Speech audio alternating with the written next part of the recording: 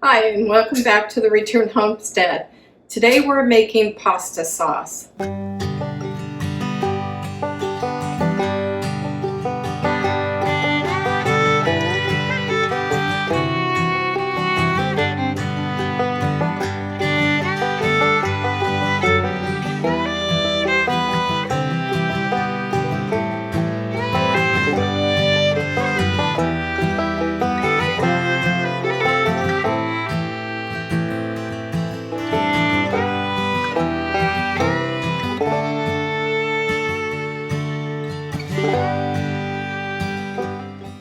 What I do through the summer season as tomatoes are coming in, I score them, I core them, and put them in big bags, freezer bags, and I put them in the freezer until the garden starts slowing down. Now, our tomato plants ended up getting blight pretty bad, but they continued to perform. So I got a great crop of tomatoes. So it was a success and a failure.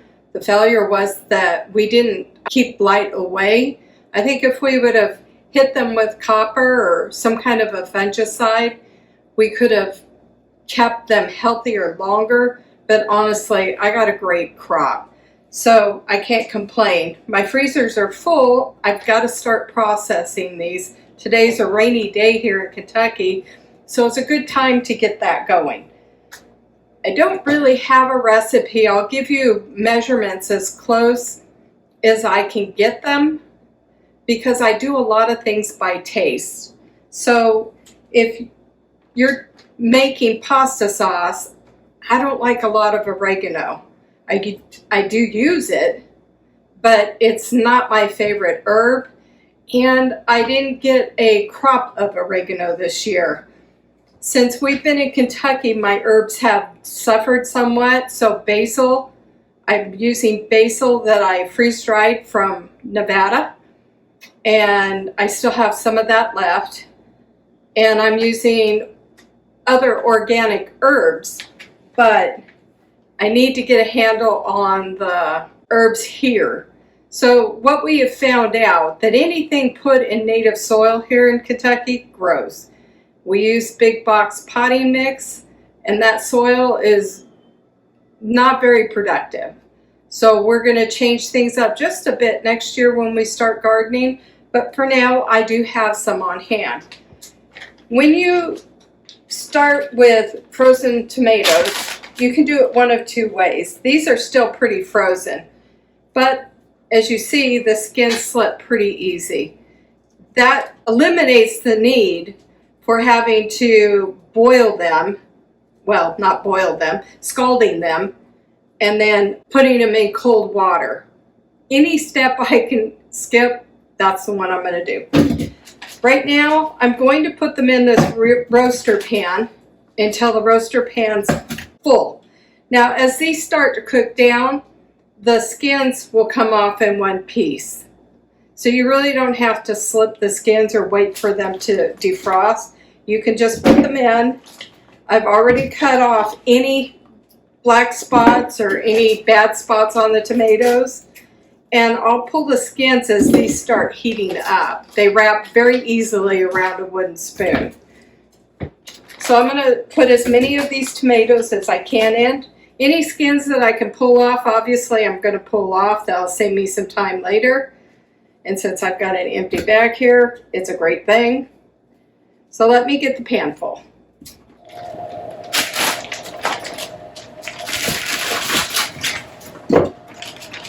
So I ended up putting about 6 full gallon freezer bags of tomatoes in the roasting pot.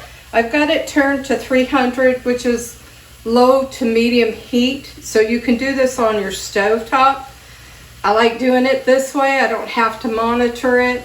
And basically what I'm doing is trying to, first of all, defrost these because I'm impatient and I didn't let them defrost. And so that I can pull the skins off the tomatoes. And then I'm going to start cooking the water out. Now I don't use all paste tomatoes. My paste tomatoes this year were so-so.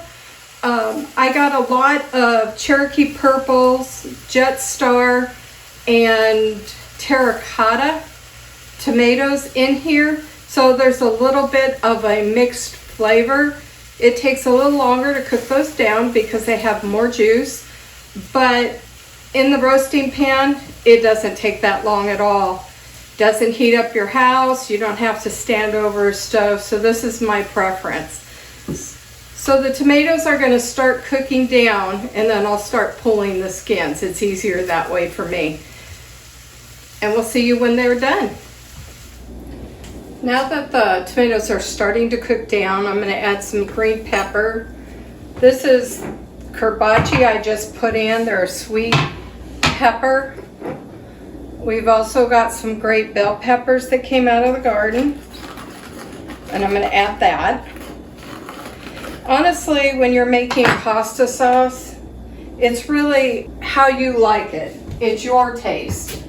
It's your sauce. Now this will all get blended with a stick blender when I'm all done. So it doesn't need to be cut up super fine.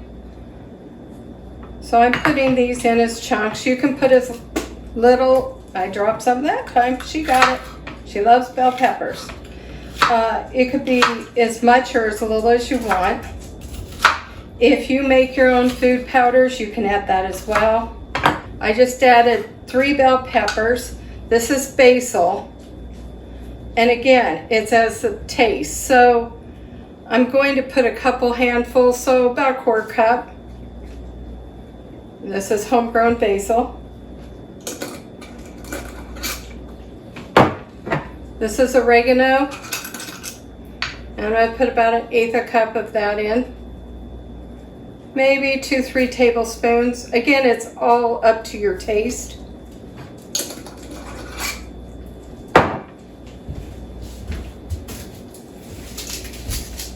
Garlic is the key. Ooh. So I'm going to add a generous tablespoon of thyme. Well, not really a tablespoon.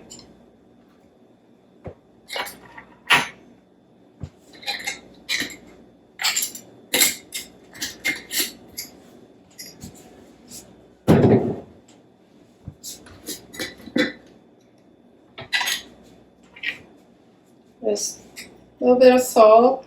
It's about a tablespoon. You can add more. Again, you're going to have to taste this to see if it suits your preference. Add a tablespoon of rosemary. Now this is fresh grown, again from last year.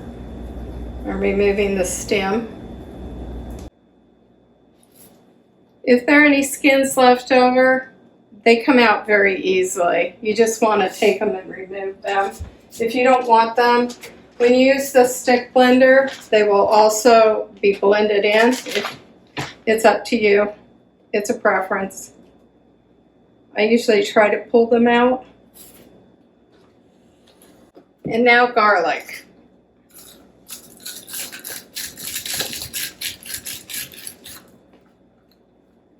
If you go through as much garlic as I do, you need one of these things. It takes all the stuff off the outside, all the paper, and it's so much faster than peeling it by hand.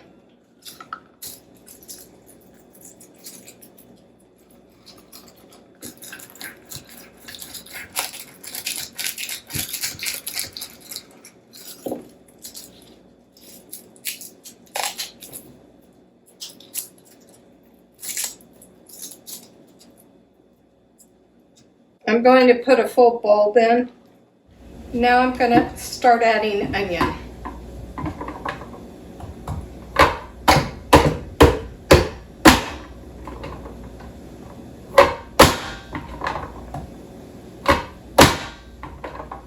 Okay, now everything's in, and I'm going to continue to let this reduce.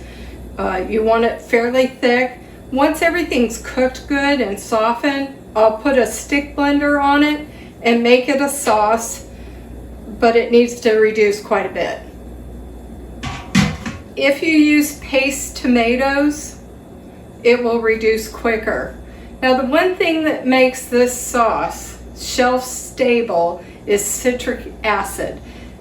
Now that all my ingredients are in except for the lemon juice, I'm going to put the lid on this to let it reduce. With tomatoes, you have to make sure they're cooked thoroughly. I want them soft so I can stick blend them. And I am putting these in pint-sized jars. We don't use a lot of pasta sauce. And I'm going to put 1 tablespoon of lemon juice in the bottom of each jar before I add the sauce. This will ensure that it becomes shelf stable. There's citric acid in lemon juice. You must use the bottled kind, not real lemons. You're not sure of how much citric acid is in a real lemon. They vary. So to be safe, use the bottled lemon juice.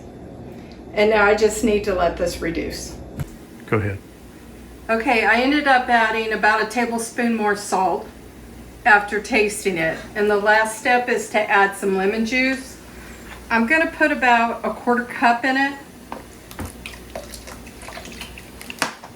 And then once it's all reduced, I will put it in pint-sized jars with 1 tablespoon of lemon juice in the bottom of each jar.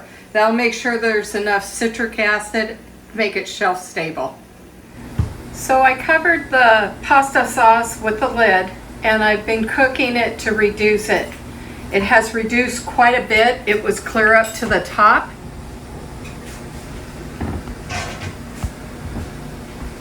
And it smells great. So what you want to do is, like, I'm putting it in pint-sized jars, and you're going to put 1 tablespoon of lemon juice in each jar.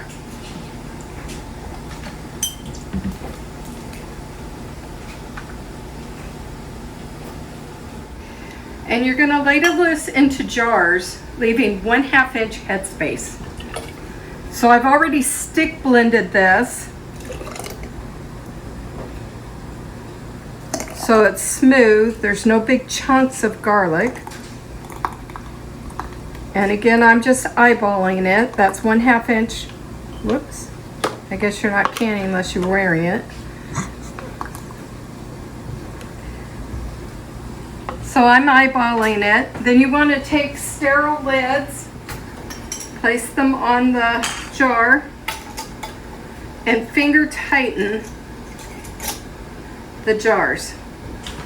Using your jar lifter, you're going to put it into a canning pot that's already been brought up to a boil.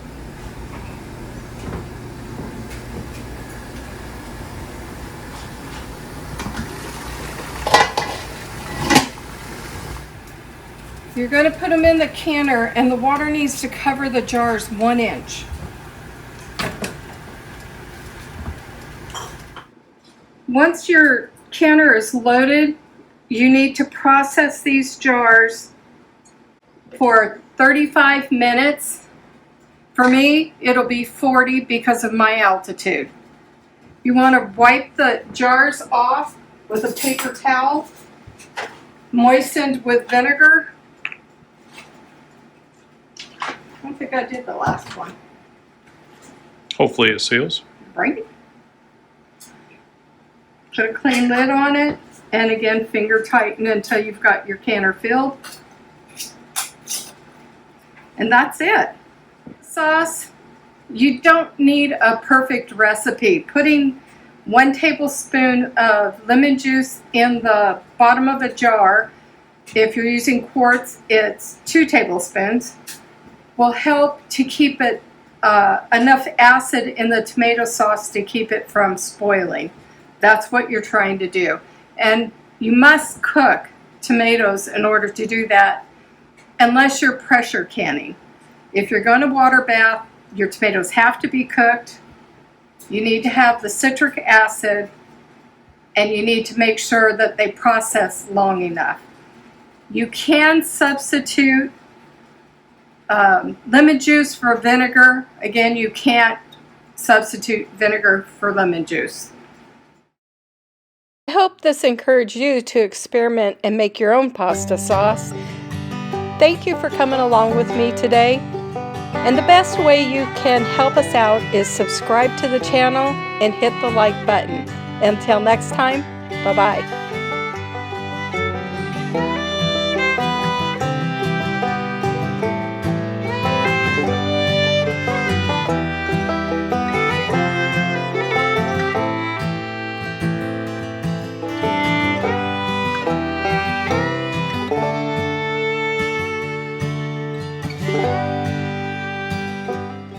Okay, now everything's in, and I'm going to continue to let this reduce.